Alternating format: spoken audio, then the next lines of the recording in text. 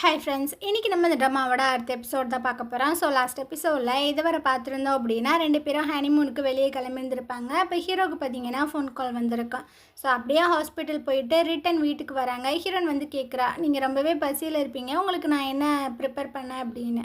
எனக்கு இன்ஸ்டன்ட் நூடுல்ஸே போதும் அப்படின்ற மாதிரி சொல்கிறான். ஸோ இவ பார்த்தீங்கன்னா ஃப்ரெஷ்ஷாகவே நம்ம ரெடி பண்ணி கொடுக்கலாம் அப்படின்ட்டு மேகி பேக்கெட்டெல்லாம் எடுத்துகிட்டு இருக்கா. ஹீரோ இதை பார்க்குறானா, நான் குக் பண்ணுறேன், நீ போய்ட்டு உன்னோட பேக்கேஜை அன்பேக் பண்ண அப்படின்னு.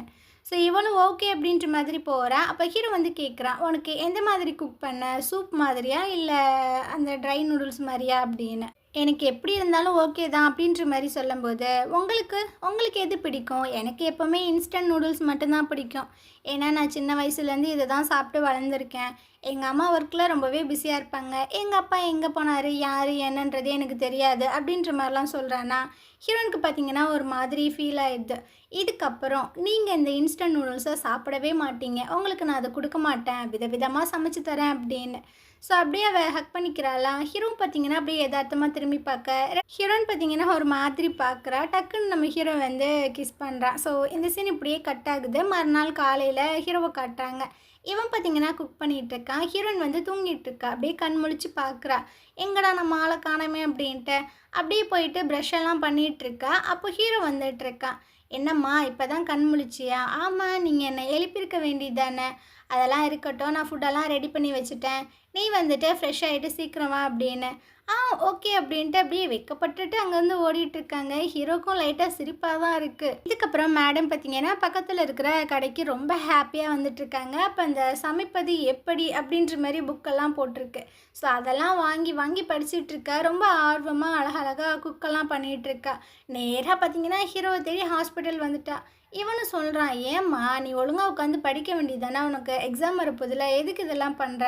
அட எனக்கு பிடிச்சி தான் நான் பண்ணுறேன், வாங்க சாப்பிட்லாம் அப்படின்னு 2 பேரும் மொட்டை மாடியில் உட்காந்துட்டு சாப்பிட்டுட்டு இருக்காங்க.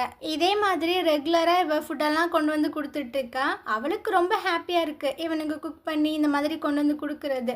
ஆனால் இதே சந்தோஷம் ஹீரோட்ட இருக்கான்னு கேட்டிங்கன்னா கிடையாது. ஏதோ அவள் கொண்டு வந்து கொடுக்குறாளே அப்படின்றதுக்காக வாங்குற மாதிரி தான் தெரியுது. திரும்பவும் ப்ரெசென்ட்டில் காட்டுறாங்க. ஹீரோ பார்த்தீங்கன்னா டிபார்ட்மெண்ட்குள்ளே வந்துட்டு இருக்கான். உள்ளே யாருமே காணா, ஹீரோயின் மட்டும்தான் இருக்கா. இங்கே வா, நான் உங்ககிட்ட ஒரு விஷயம் பேசணும் அப்படின்னு. என்ன அப்படின்ற மாதிரி கேட்கும்போது, இன்றைக்கி நைட்டு ஏதாவது பிளான்ஸ் இருக்கா? இல்லையே, ஏன் அப்படின்ற மாதிரி கேட்கும்போது, இவனோட வீட்டு கீ எடுத்து கொடுக்குறான். அவளுக்கு ஒரு மாதிரியாக இருக்குது. நீங்கள் இப்போது என்ன சொல்ல வரீங்க? அதாவது எனக்கு நைட்டு ஒரு மீட்டிங் இருக்குது, ஸோ என் பையனை பிக்கப் பண்ண முடியாது, நீ பிக்கப் பண்ணிடுறேன் அப்படின்னு. இவளுக்காக கடுப்பாயிட்ருக்கு. எதுக்கு என்கிட்ட சொல்கிறீங்க? எல்லாருமே கொஞ்சம் பிஸியாக இருக்காங்க, நீ மட்டும்தானே வெட்டியாக இருக்க, ப்ளீஸ் ப்ளீஸ் அப்படின்ற மாதிரி சொல்கிறான். அவளுக்காக கொஞ்சம் கடுப்பாயிட்ருக்கு. நான் ஏன் பண்ணணும்? அவன் உங்கள் பையன் தானே. ஏம்மா ஒரு ஹெல்ப் தானே கேட்குறேன், இதுதான் லாஸ்ட் டைம் அப்படின்ற மாதிரி சொல்லிட்டு அவள் பார்த்தீங்கன்னா அங்கேருந்து போயிட்டுருக்கா. அந்த வாண்டை பிக்கப் பண்ணி கூட்டிகிட்டு வந்துட்டுருக்கா. அப்போ அந்த வாண்டு கேட்குது, அம்மா நீங்கள் யார் அப்படின்னு. உங்ககிட்ட நான் முன்னாடியே சொன்னேன்ல, உங்கள் அப்பாவோட கொலிக் தான் அப்படின்னு. நான் உங்களை எங்கேயோ பார்த்துருக்கேனே அப்படின்ற மாதிரி சொல்லுது. நீ என்ன எங்கே பார்த்துருப்ப? இப்போ தான் நான் உன்னை ஃபஸ்ட் டைம் பார்க்குறேன். இல்லை இல்லை, இவங்களை நம்ம எங்கேயோ பார்த்துருக்கோம் அப்படின்ட்டு அப்படியே ஒரு மாதிரி குழம்பிட்டுருக்காம்மா. நீங்கள் ஆஃப்ரிக்கா போயிருக்கீங்களா? ஆமாம் போயிருக்கேன். அப்போ நீங்கள் தான் என்னோட அம்மா அப்படின்ற மாதிரி சொல்கிறாட்டி, என்னடா திடுத்துப்புன்னு அம்மான்னு சொல்லிட்டு இருக்கா? அதெல்லாம் இல்லைடா அப்படின்னு. இல்லை நீங்கள் என்னோட அம்மா தான், நீங்கள் ஏன் அதை ஒத்துக்க மாட்டீங்க அப்படின்னு.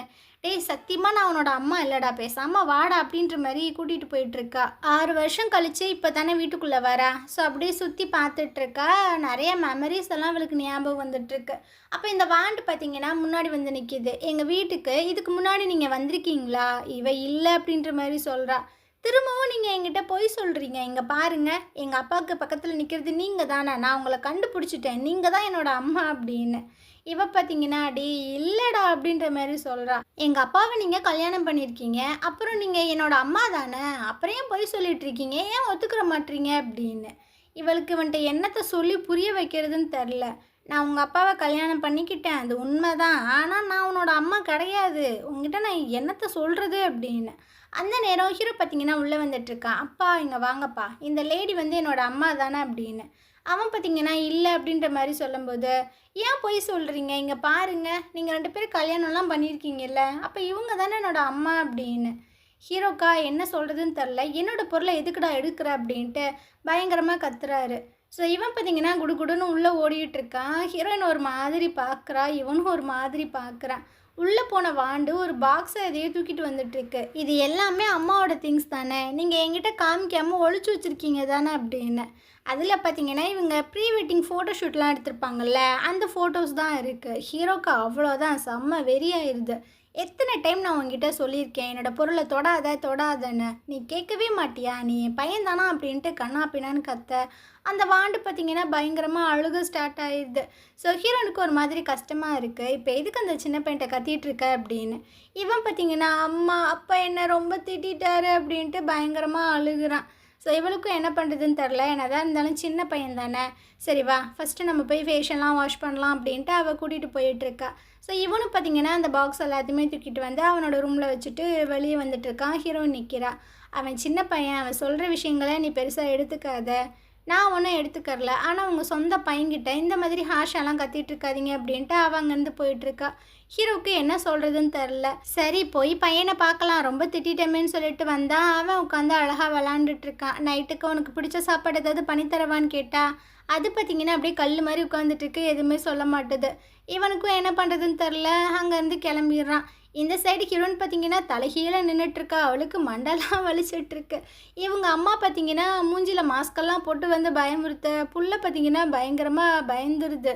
ஏம்மா இந்த மாதிரி பண்ணிகிட்ருக்க அப்படின்னு. அட உனக்கு கொஞ்சம் நான் ஃபேஸ் மாஸ்க்கு சீரம்லாம் வாங்கிட்டு வந்திருக்கேன், மூஞ்சியில் பாரு அங்கங்கே ரிங்கிள்ஸ்லாம் இருக்குது. ஸோ ஹீரோனையும் ஒன்றா தானே ஒர்க் பண்ணுறீங்க, அவன் உன்னை பார்க்கும்போது ரொம்ப அழகாக இருக்கணும்ல அப்படின்னு. அம்மா நீ என்ன பைத்தியமாம்மா, அவனுக்கு 6 வயசில் ஒரு பையனே இருக்குமா, போமா அங்கிட்ட அப்படின்னு. என்னடி சொல்கிற, 6 வயசில் பையன் இருக்கா, எனக்கு தெரியவே தெரியாதே, எனக்கே இப்போ தான் தெரியும், அதனால் லூசுத்தனமாக இப்படிலாம் பண்ணாமல் போய் தூங்குற வழியை பாரு அப்படின்னு.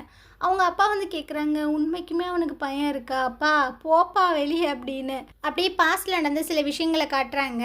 ஹீரோயின் பார்த்தீங்கன்னா வீட்டுக்கு மாப்பெல்லாம் போட்டுட்ருக்கா. அப்போ ஹீரோ வேலையை விட்டு வந்துட்டான்.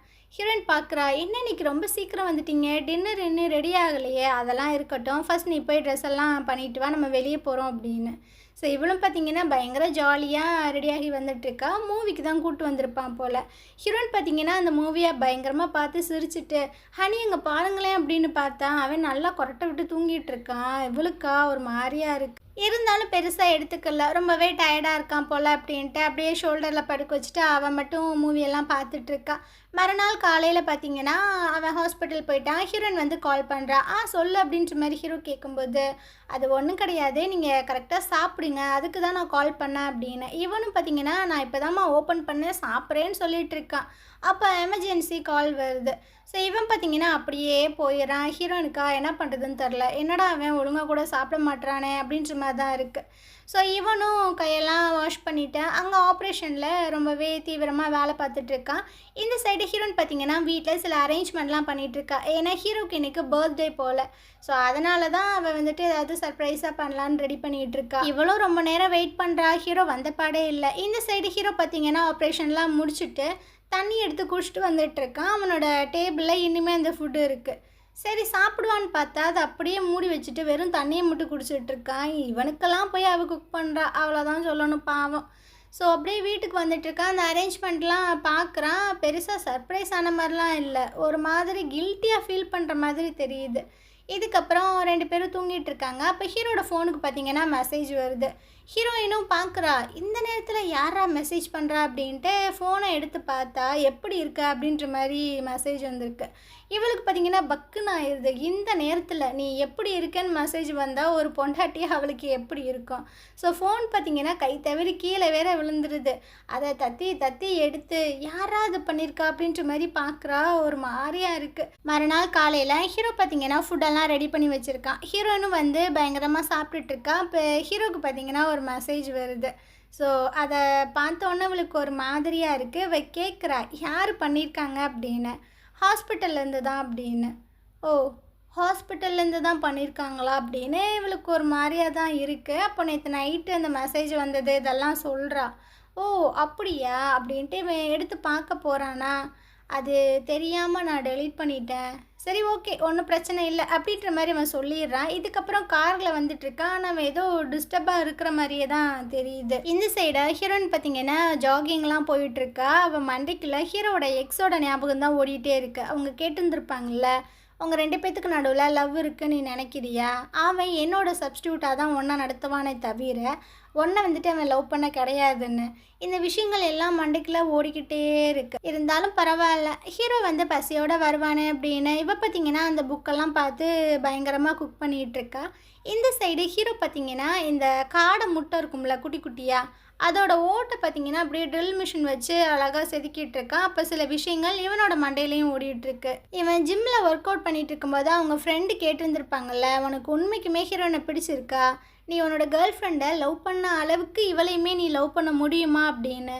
அந்த விஷயங்களை பற்றி இவன் யோசிச்சு பார்த்துட்ருக்கான். இந்த சைடு ஹீரோன்னு பார்த்தீங்கன்னா வெயிட் பண்ணி டயர்டாக அந்த டேபிள்லே படுத்துடுறான். ஹீரோ பார்த்தீங்கன்னா இப்போ தான் உள்ளே வந்துட்டுருக்கான். வந்துட்டிங்களா அப்படின்ற மாதிரி கேட்குறா.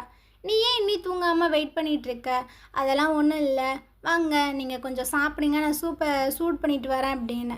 இல்லை நான் ரொம்பவே டயர்டாக இருக்கேன் அப்படின்ற மாதிரி சொல்லிட்டு அவன் உள்ளே போயிடுறான். இருந்தாலும் அவள் பார்த்தீங்கன்னா அதை சூடு பண்ணி எடுத்துகிட்டு வரா. அவன் பார்த்தீங்கன்னா நல்லா தூங்கிட்டு இருக்கான். அவளுக்கு ஒரு மாதிரியாக இருக்குது. ஸோ அதை திரும்பவும் வச்சுட்டு அப்படியே லைட்ஸ் எல்லாம் ஆஃப் பண்ணிட்டு வந்து படுத்துக்கிறா. இருந்தாலும் மனசுக்குள்ளே ஒரு சின்ன உறுத்தலாகவே இருக்குது. ஸோ இந்த இடத்துல இந்த எபிசோடு முடியுது. நாளைக்கு நம்ம அடுத்த எபிசோட் பார்க்கலாம். இந்த ட்ராமா உங்களுக்கு பிடிச்சிருந்தது அப்படின்னா கண்டிப்பாக நம்ம சேனலுக்கு சப்போர்ட் பண்ணுங்கள். தேங்க்யூ.